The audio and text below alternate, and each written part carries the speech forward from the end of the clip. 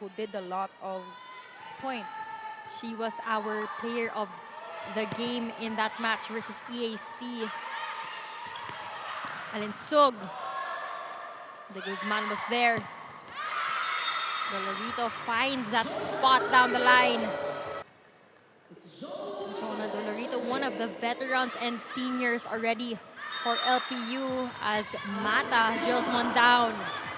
When they are a well-oiled machine that's built on system, balance, and chemistry, these girls have known each other for such a very long time na kahit isang kindat lang. While on the other side of the court, LPU, their biggest weapon naman is their heart and hustle, as we witnessed in their Guzman.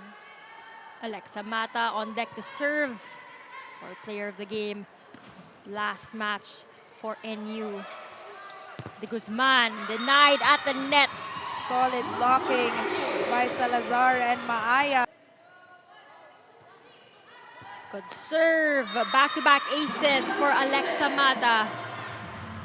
Face NCAA teams in this tournament, Coach Regine Diego sees more than just competition. She sees opportunity. She told me that it's exciting to see different systems, styles, and fresh talent outside the familiar UAAP landscape. For Coach Reg, these games are left a lot of legacy and lessons for the girls to carry out, even to the younger generations to come. So far, NU looking good, but back-to-back points here for... Let's download the app now. Lamina set up to Maaya and Cham Cham delivers. Good quick hit by Cham Maaya. And a service ace coming from the Lady Pirates. Galero, the playmaker for the Lady Pirates. Better reception from Marsh. What an angle coming from Alinsug. Galedo goes to Dolorito. Alinsug again. And Vange Alinsug, just too much to handle for LPU. Lady Pirates. Attack from the middle by Alberto. Salazar capitalizes on that one. Taking no second thoughts on that set right there. Was Hardio rather who set that. You have Alinsug in the front. Salazar as well on the opposite side. Hardio doing a great job in terms of reception and defense. But a block point from that Alberto and Tulang tandem. Vange Alinsug on deck to serve. Right on the line. Good target by Vange. Bigat na bola ni Salazar and ni Alinsug na kukuha nila. Tulang will attack. And she gets a check. Finally responds. Again, Alexa Mata now in the back row. Maaya up front. Lamina to Maaya. LPU with a chase. But Maaya with another point in the middle. New.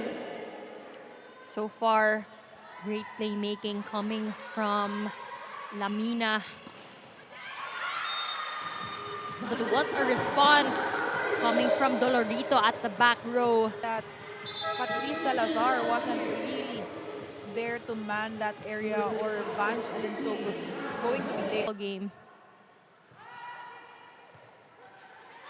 Lamina. Salazar gives up a free ball. De Guzman. Good coverage from Maaya. Marsh. De Guzman will try again. Alinsug was there. Marsh, tough angle. Good pocket by Marsh. By the court now with Sara Lumbang. Attack from the opposite. Good dig by Hardio, and Maaya again delivers from the middle. Maaya capitalizing. 24-13 is the official score. Cruz. Maaya again, good save by De Guzman. Dolorito adjusts. Lamina to Maaya. Attack from the opposite. Good save. Free ball here for LPU. And what a block to end this set. Lamina and Maaya teaming up. No coverage. From era to era to era, the fun keeps rolling. 50 years of fun, family, and pizza at Shakey's.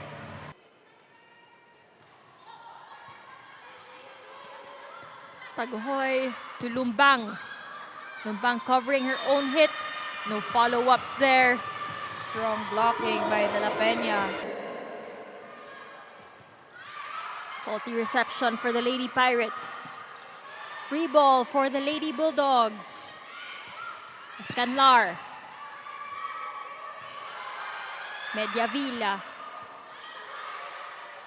Bono chooses Escanlar again. Goes for that power tip. Great net presence coming from NU.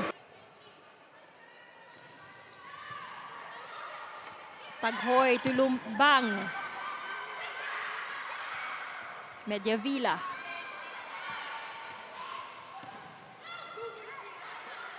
Taghoy again. Picks Mediavilla. Lumbang drop ball. Escanlar will try. Ooh, and the lack of court awareness on that.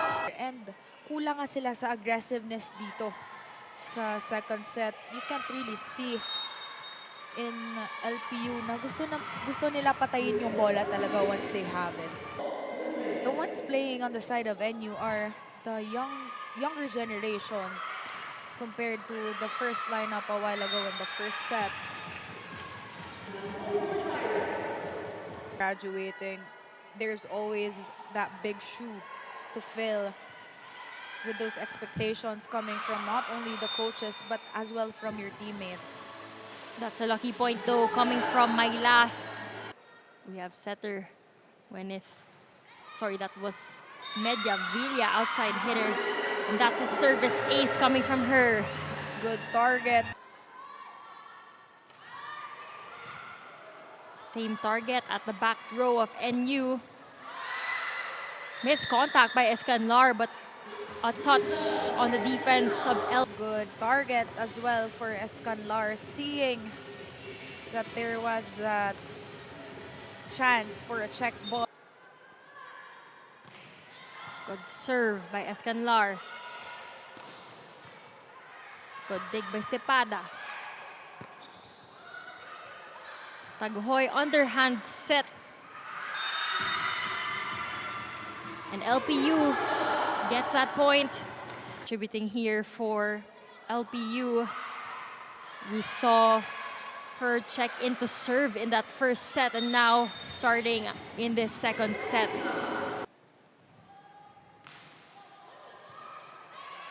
Taghoy to the middle. Escanlar from the back. Lumbang with a drop ball, and what a hit, or what a decision coming from Sara Lumbang. Now down to 5 here in the second set. Jacob with a soft touch. I don't think that was really her intention. In attendance here at the Rizal Memorial for our last match of today's triple header Friday. That's the National University Lady Bulldogs up against the LPU Lady Pirates. NU taking set number 1 for the defending champions.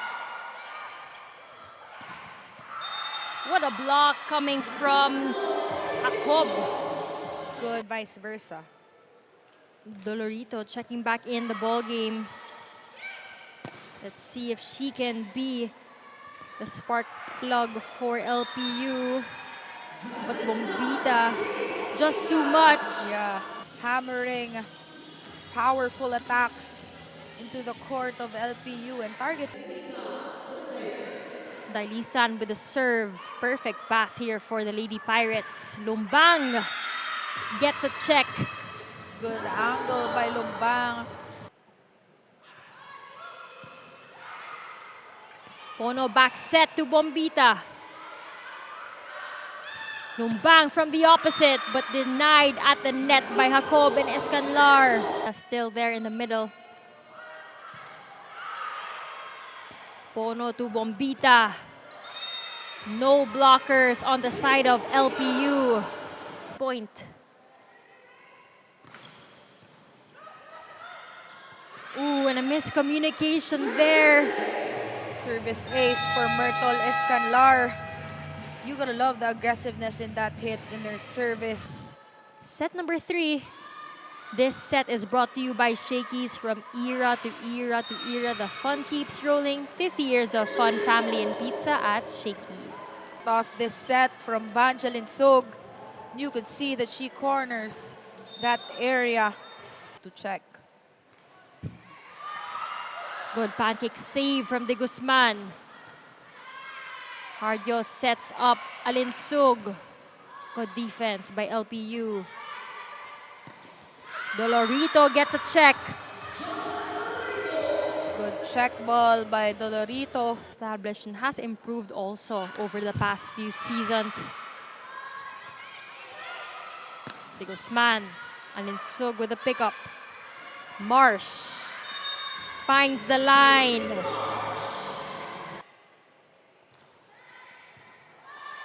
Better passing from Marsh. Good block by Cruz there, but coverage on the side of NU. But Salazar capitalizes on that set. Open spiker of LPU. And of course, she capitalizes that De Guzman is in front. Not a fairly tall player. So you could... Again, so far, collaborative effort on the side of NU. That's credits as well to Hardio and Lamina. Ooh, what a hit by Marsh, but great defense by LPU's libero Banyares. And a block point here from Cruz and Galedo. Good effort coming from the Lady Alinsug to Marsh. She'll have to send that one over. 1-2 play. Crafty play coming from playmaker Galedo. A different character from what she was before now. What we're seeing today is very much heartwarming. And a block point for LPU. And you struggling here to... Perfect pass by Alinsug. Mata with a soft touch. That's Mata finally ending. Jump serve by Alinsug. Tulang gets a check off those hands. Good serve. De Guzman also gets a check off those hands. Guzman, Panyu. LPU able to convert more here in this third set, whether that's offense and or their defense as well. But Chamcha Maaya, almost weekend here with us at the Rizal Memorial Coliseum. That was actually the family of Jonah Dolorito. That it only hit the tape of the net. But when it bounces back a little bit farther from the net, that's when there's a check ball. Tulang breaks down those walls. At 16, this is the highest scoring set for LPU so far. Earlier in the first set, we had 13 and another monster block coming from Alberto.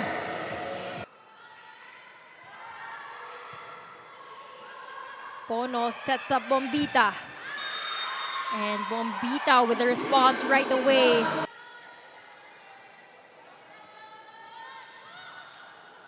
Short serve for Lamina. Salazar goes cross court. Fast thinking and good conversion there by Lamina to Salazar.